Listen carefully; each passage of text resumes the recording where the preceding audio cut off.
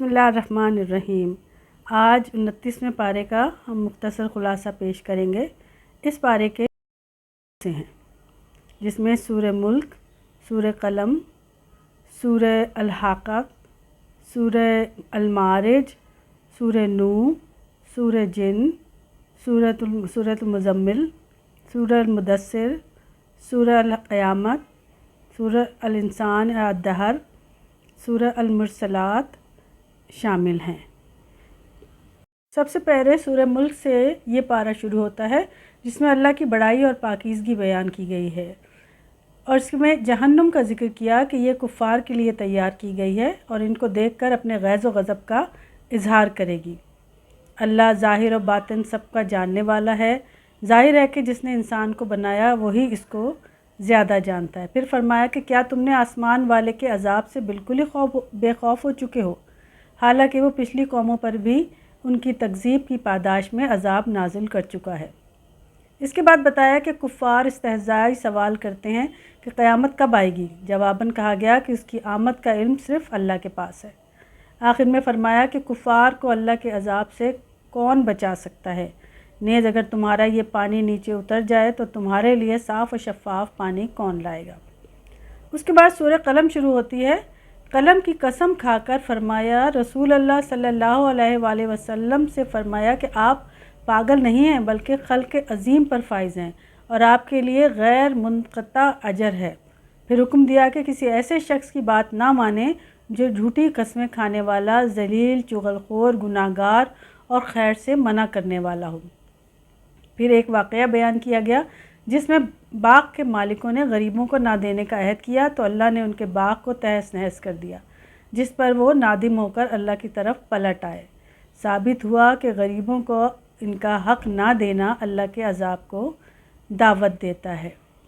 پھر صبر کی تلقین کی گئی اور کہا کہ یونس علیہ السلام کی طرح نہ کریں جو اللہ کے حکم سے پہلے بستی سے نکل گئے تھے۔ آخر میں کہا کہ کفار قرآن کو سن کر آپ کو پاگل قرار دیتے ہیں، حالانکہ یہ تو دنیا والوں کے لیے یاد دہانی ہے۔ اس کے بعد شروع ہوتی ہے سورہ الحاقہ۔ اس سورہ کا آغاز قیامت کے ذکر سے ہوا ہے۔ کہا گیا کہ تم کیا جانو کہ وہ کیا ہے، یعنی کہ اتنی شدید اور ہولناک چیز ہے جس کا تصور بھی محال ہے۔ پھر عاد و سمود اور قوم فرعون اور ان پر نازل کیے جانے والے عذاب کا مختصر تذکرہ کیا ہے۔ فرمایا کہ ان میں سمجھنے اور سننے والوں کے لیے نصیحت اور یاد دہانی ہے۔ اس کے علاوہ آخر میں قسم کھا کر فرمایا کہ یہ نہ کسی شاعر کا نہ کسی کاہن کا کلام ہے، یہ تو رسول کریم کا کلام ہے جو اللہ کی جانب سے نازل کردہ ہے۔ یہ قرآن متقین کے لیے یاد دہانی ہے، کافروں کے لیے باعث حسرت ہے۔ یہ ایک حق یقینی ہے۔ آخر میں نبی کریم کو تسبیح کا حکم دیا گیا۔ اس کے بعد سورۃ المعارج کا آغاز ہوتا ہے۔ اس سورہ کا آغاز بھی قیامت کے ذکر سے ہوا۔ فرمایا کہ یہ لوگ اس کو بعید سمجھتے ہیں، حالانکہ یہ ہماری نظر میں قریب ہے۔ اس دن کوئی دوست اپنی دوست کو نہیں پوچھے گا۔ مجرم چاہے گا کہ کاش وہ اپنی اولاد، بیوی، بھائی، قبیلہ اور تمام اہل زمین کو فدیہ میں دے کر اپنے آپ کو عذاب سے بچا لے، لیکن ایسا ہرگز نہ ہوگا۔ پھر فرمایا انسان کو بے صبرا پیدا کیا گیا، اس کو کوئی مصیبت پہنچتی ہے تو گھبراتا ہے اور کوئی خیر پہنچتی ہے تو بخیل بن جاتا ہے، لیکن کچھ لوگ ایسے ہیں جو اس سے محفوظ ہیں۔ پھر ان کی صفات بیان کی گئیں کہ وہ نمازی جو پابندی سے نماز پڑھتے ہیں، اپنے مال سے سائل و محروم کا حق دیتے ہیں، قیامت پر یقین رکھتے ہیں، اللہ کے عذاب سے ڈرتے ہیں، اپنی شرمگاہوں کی حفاظت کرتے ہیں، امانت اور عہد کی پاسداری کرتے ہیں اور شہادتوں کو ادا کرنے والے ہیں، یہی لوگ معزز ہو کر جنت میں جائیں گے۔ سورہ نوح میں سیدنا نوح علیہ السلام کا واقعہ بیان ہوا، جنہوں نے اپنی قوم کو واعظ و نصیحت کی اور ان کو نیک راہ پر لانے کی کوشش میں کوئی کسر نہ چھوڑی۔ اللہ کی آیات کی طرف توجہ دلائی، استغفار کی دعوت دی، فرمایا کہ استغفار کرو تمہارا رب مغفرت بھی کرے گا۔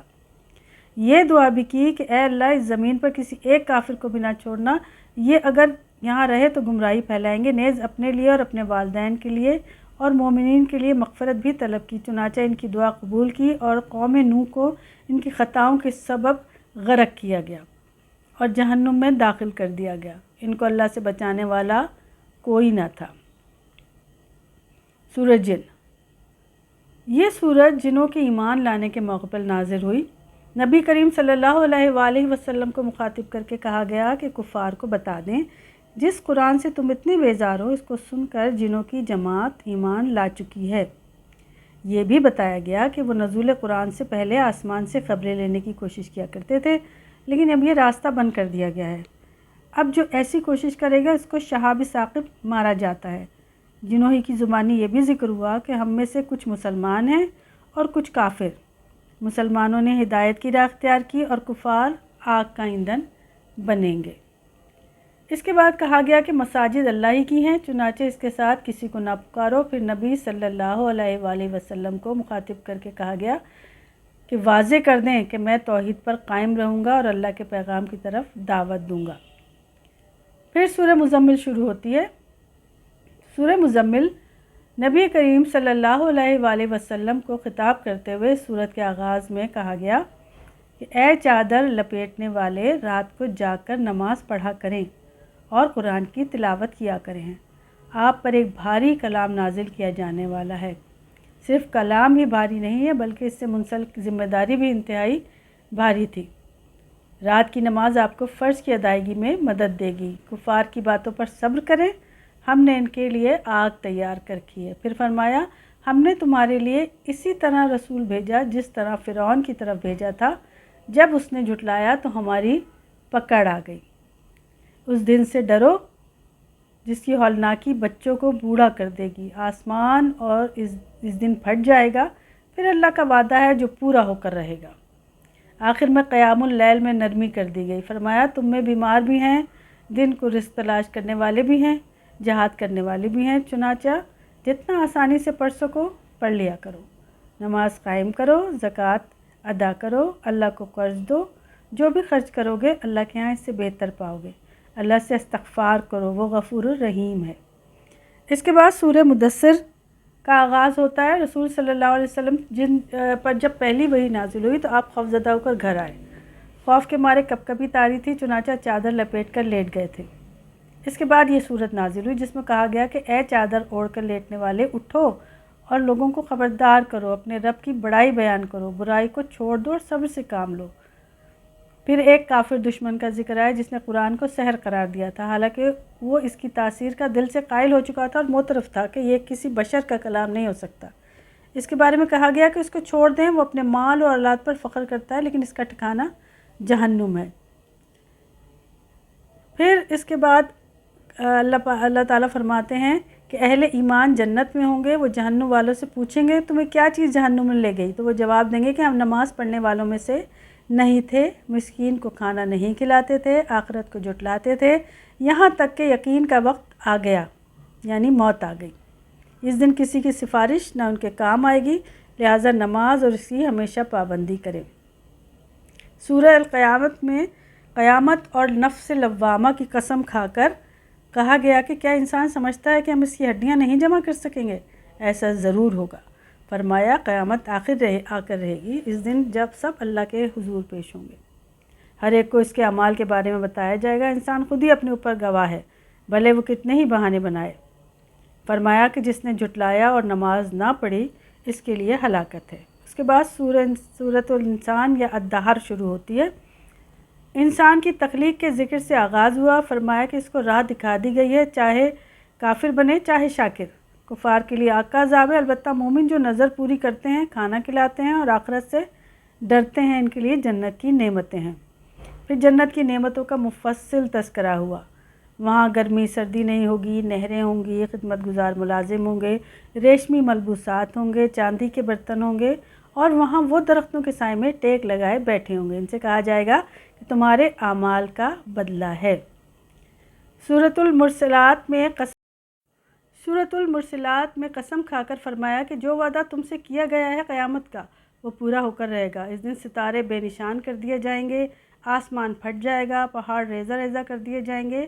جھٹلانے والوں کے لیے اس دن تباہی ہے۔ پچھلوں کی ہلاکت کا ذکر ہوا، پھر اللہ کی قدرت کی بعض نشانیاں ذکر کی گئیں۔ پھر روز قیامت کا ذکر ہوا۔ اس دن جہنم اونچے محلات اور زرد اونٹوں کی مانند شعلے پھینک رہی ہوگی۔